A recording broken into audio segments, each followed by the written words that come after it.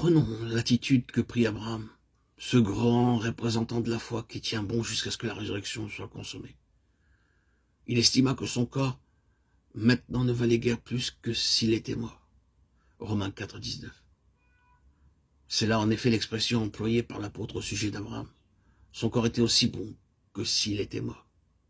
C'est la même expérience à laquelle Paul lui-même fera allusion plus tard quand il dira en parlant de sa vie « Nous en avions fait à part nous le sacrifice pour apprendre à ne pas nous confier en nous-mêmes, mais en Dieu qui ressuscite les morts. » 2 Corinthiens 1, 9. Quelle merveille que les hommes puissent accomplir dans la création de Dieu. Ils s'arrêtent impuissants quand la mort fait son œuvre. Ils ne peuvent plus rien faire alors. La résurrection est un acte de Dieu et de Dieu seul. C'est magnifique ce que les hommes arrivent à faire quand ils peuvent opérer sur quelque chose de vivant. Mais quand la vie s'est éteinte, il n'y a que Dieu qui puisse intervenir. Et bien souvent, Dieu permet pour son Église et pour ses membres des situations telles qu'au point de vue humain, toute possibilité de secours et de délivrance est exclue.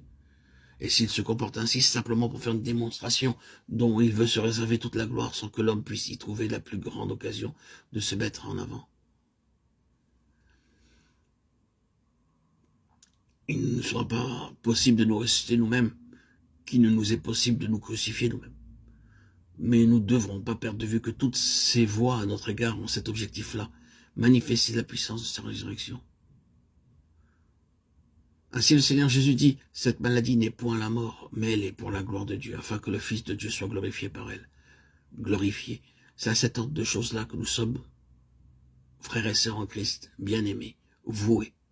En d'autres termes, par notre consécration, nous nous sommes engagés sur la voie du désespoir, humainement parlant, mais que nous sommes lents à l'accepter quand nous en venons au fait et au prendre, quand les circonstances prennent une tournure désespérée. Nous nous regimbons et nous pensons que tout va de travers.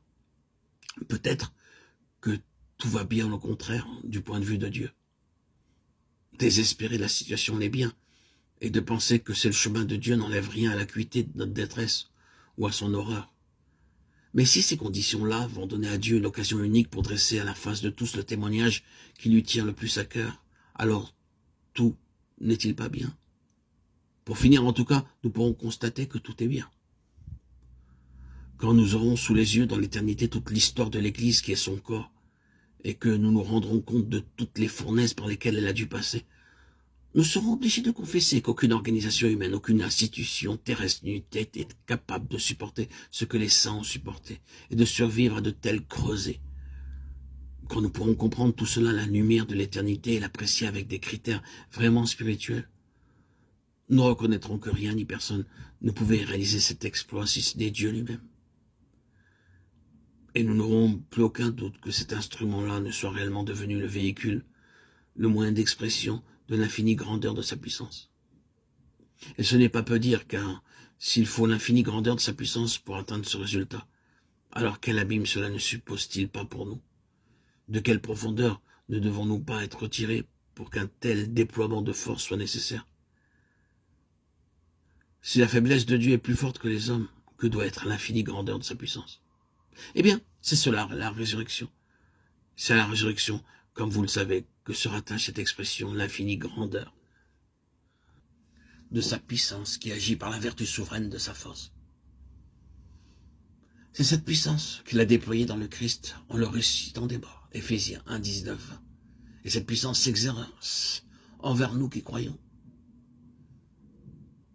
L'Église, donc, le témoignage de Béthanie doit être le témoignage à la puissance de sa résurrection. Et si ces méthodes avec nous rendent nécessaire l'exercice d'une telle puissance, c'est donc que nous sommes une expression authentique de ce qu'il désire pour son Église. Que cette pensée nous réconforte et nous encourage.